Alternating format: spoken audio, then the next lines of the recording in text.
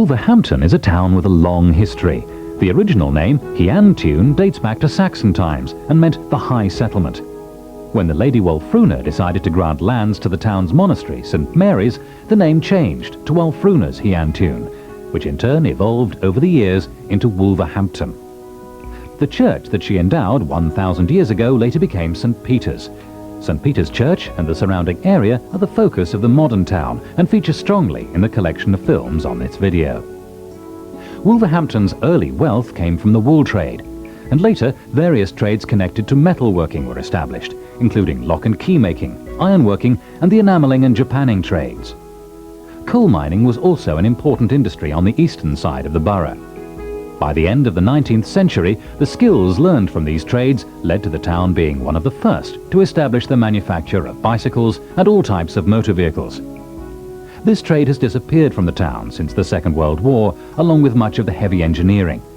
The industries of the modern town are more diverse, although locks, keys and safes are still made. There are many sources that can tell us about the history and development of Wolverhampton, including the written records stored in the town's archives. A particularly evocative picture of the town's recent past can be gained from its photographic and film record. The films you'll see cover a period from the 1920s to the 1960s and offer a glimpse of a Wolverhampton that otherwise lives on only in the memories of its older inhabitants. It's a picture which is of necessity a partial one, as not all events and places were recorded in this way. It is, however, a powerful reminder of many features of the town's past. The earliest film in the collection held at Wolverhampton Archives is this recording of the Prince of Wales's visit to Bilston in 1927, when he came to the area to open the Birmingham New Road. It was made by T.R. Wood, a local JP and county councillor, who also ran a number of cinemas, including the Wood's Palace in Lichfield Street, Bilston. It's typical of much of the film in the collection, which was made to record events on special days.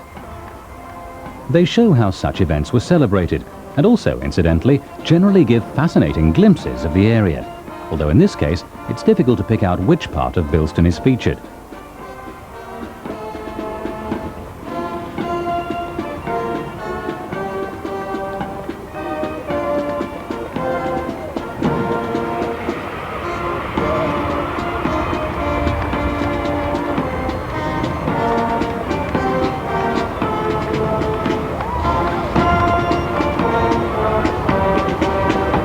Prince of Wales travelled in a locally made Sunbeam motor car.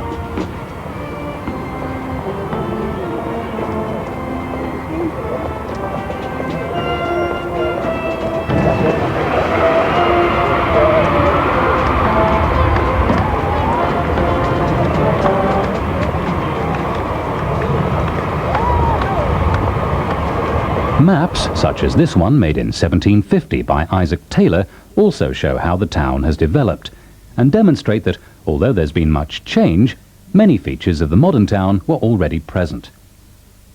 St. Peter's stands then, as now, at the centre, and the focal point of Queen's Square can be clearly seen, although labelled with its original name of High Green.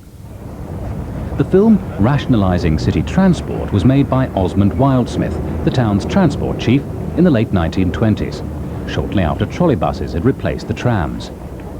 It features trolleybuses made by Guy Motors of Wolverhampton, and is designed to show how much more manoeuvrable trolleybuses were compared to trams.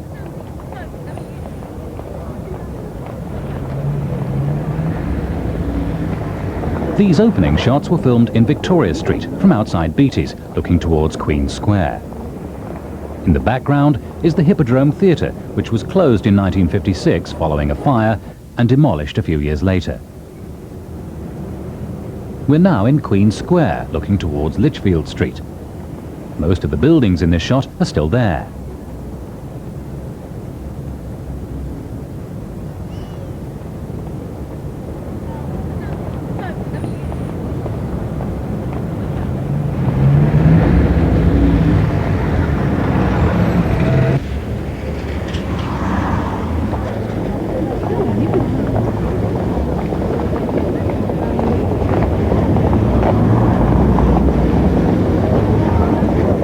The original film features several towns that operated fleets of Guy Motors trolleybuses. This part of the film shows Birmingham, and demonstrates that Guy Motors trolleybuses were perfectly safe up to speeds of 38 to 40 miles per hour. Although you may have noticed how close the bus was to colliding with a car as it left the depot.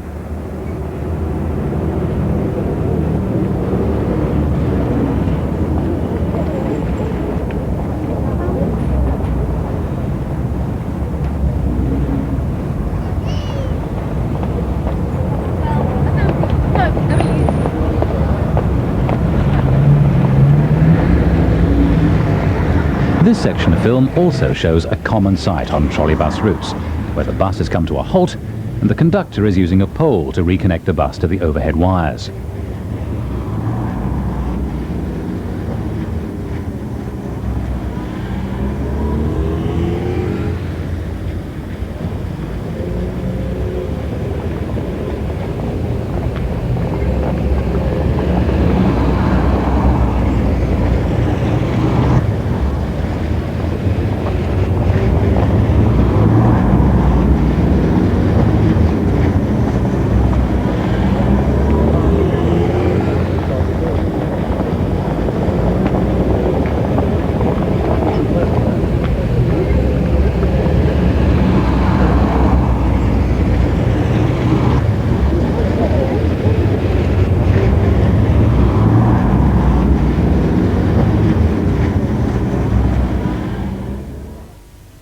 This piece of film was made on the 6th of May 1935, when Wolverhampton celebrated the Silver Jubilee of King George V.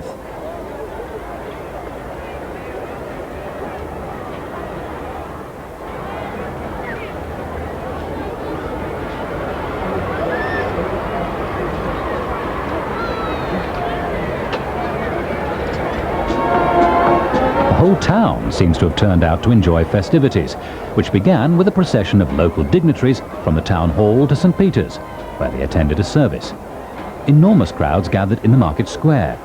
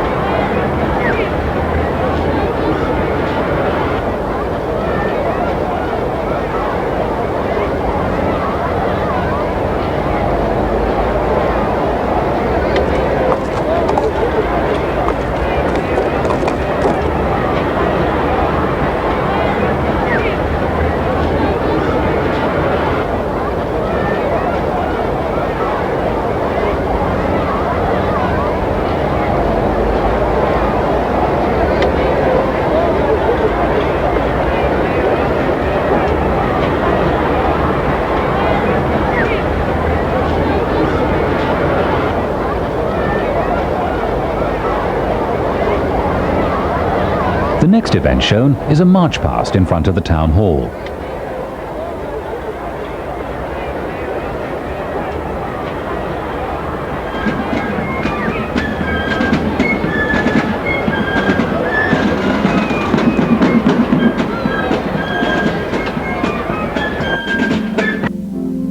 Shots of Princess Square, Lichfield Street, Queen Square, Darlington Street and Victoria Street show how enthusiastically the town centre had been decorated for the occasion.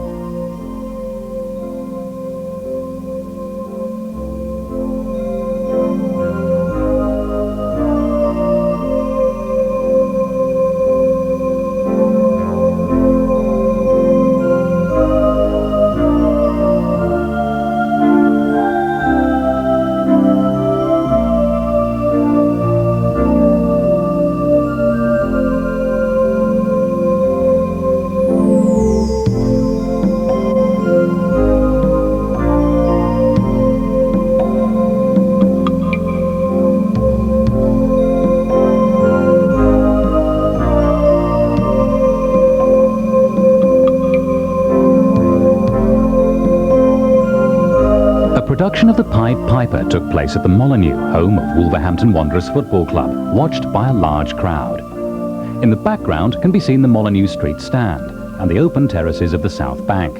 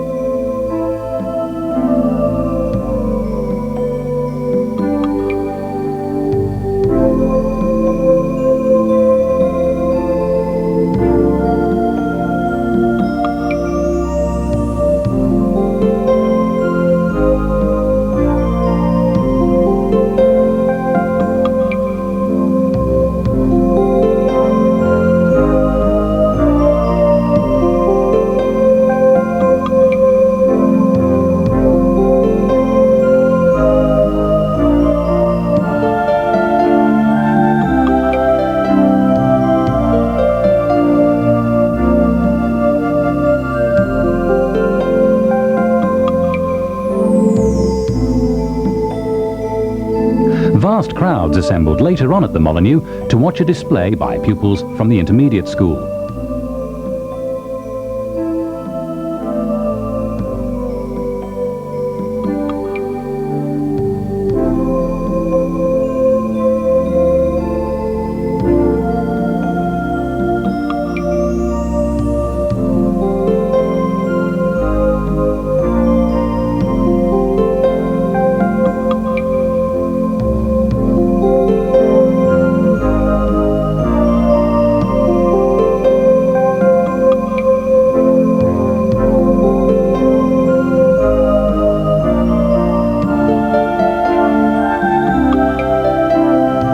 Beacons were lit all over England. The local one was on top of Sedgley Beacon.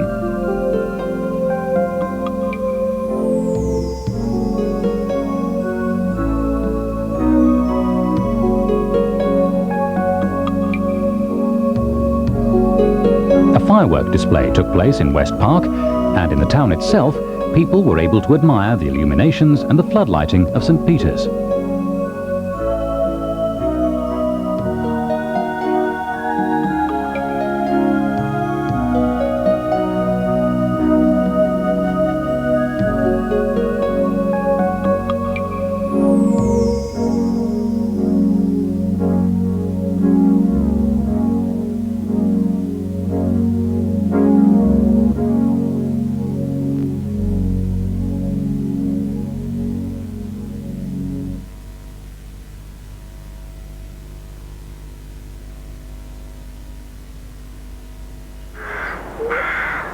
This piece of colour film, titled Memories of August 1940, was made by the headmaster of Elston Hall School in Fordhouses.